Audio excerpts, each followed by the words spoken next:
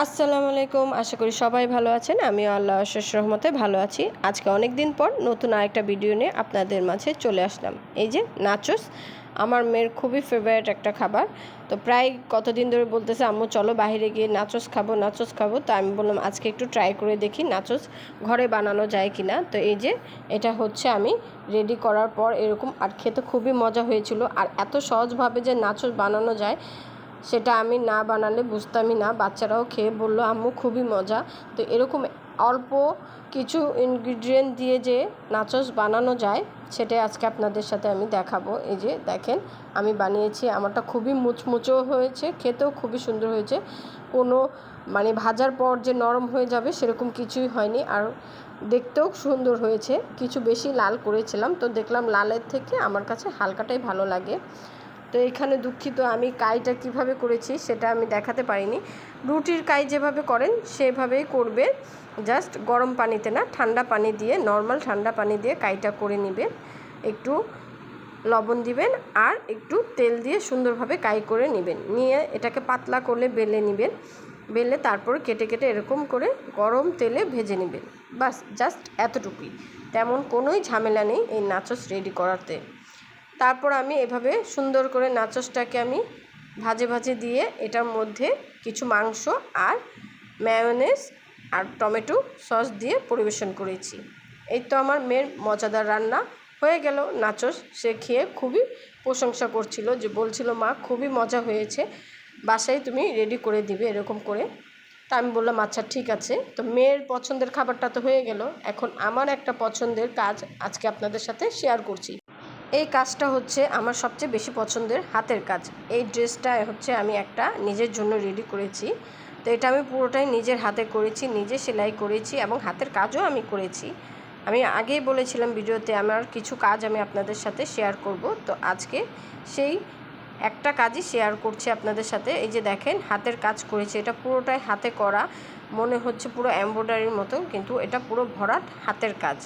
এটা আমি নিজের জন্য ড্রেস করেছি আর এইভাবে ডলার বসিয়ে দিয়েছি। তো আমার কাছে এই ড্রেসটা খুবই ভালো লেগেছে যখন আমি দেখেছিলাম ডিজাইনটা। তো আমি নিজে নিজে সেটা আমার জন্য তৈরি করেছি। ড্রেসটা পুরো বড় লং দিয়েছি এবং পুরো কাজ ভরাট দিয়ে করেছি। এই যে হাতের মধ্যে এরকম করে দিয়েছি। আর এরই মাঝে বলে রাখছি, আমার ভিডিওটা যদি আপনাদের কাছে কোথাও কোনো অংশে এতটুকুও ভালো লেগে থাকে তাহলে একটা লাইক, শেয়ার, কমেন্টস এবং সাবস্ক্রাইব করে আমার পাশে থাকবেন।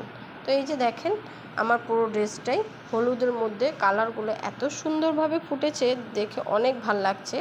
আর পাতার কালারটা আমি একটু ডিফারেন্ট করেছি, দেখতেও ভাল লাগছে, কারণ সবসময় পাতার কালার সবুজ দিতে ভালো লাগে না, তাই আমি একটু অন্য কালার দিয়েছি। কালারটাও খুব ফুটেছে। আর এই যে এটা হচ্ছে সালোয়ারের নিচের অংশে আমি এভাবে করে দিয়েছি।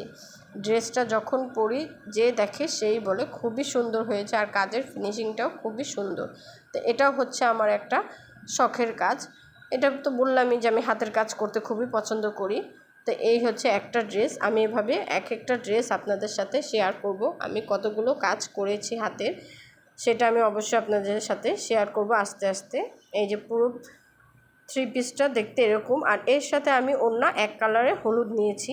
তো যে যেরকম নিতে পছন্দ করে, আপনারা যদি ফুলের সাথে ম্যাচিং করে নিতে চান তো সেটাও নিতে পারেন, সমস্যা নেই। কিন্তু আমার হলুদেই ভাল লাগে, কারণ এটা কোনো পুরো ড্রেসটা হলুদ হওয়াতে আমার কাছে বেশি দেখতে ভাল লাগছিলো। তা আমি আপনাদের সাথে আজকে একটু বাইরে যাচ্ছিলাম বলে এটা আমি পরবো, তো বের করেছি আর আপনাদের সাথে শেয়ার করলাম। তো আপনারা অবশ্যই আমাকে কমেন্টসের মাধ্যমে জানাবেন আমার এই ড্রেসটা কেমন হয়েছে, আপনাদের কাছে ভালো লেগেছে কি না। আমি আস্তে আস্তে আপনাদেরকে আরও আমার ড্রেস শেয়ার করব, আপনারা আমাকে অবশ্যই জানাবেন কেমন হয়েছে আমার হাতের কাজটা। এই যে গলার দিকে এভাবে করে কাজটা করেছি, সুন্দর করে উপর থেকে আস্তে আস্তে বুকের এখান পর্যন্ত নিয়ে এসে আবার এই সাইড থেকে উপর দিকে গিয়েছি। দেখতে খুবই ভালো লাগে। আর ভরাট কাজ কার না ভালো লাগে, সবার কাছেই ভরাট কাজটা অনেক ভালো লাগে, আমার কাছেও ভালো লাগে। তো এই যে আমি এই পুরো ড্রেসটা আপনাদের সাথে শেয়ার করলাম।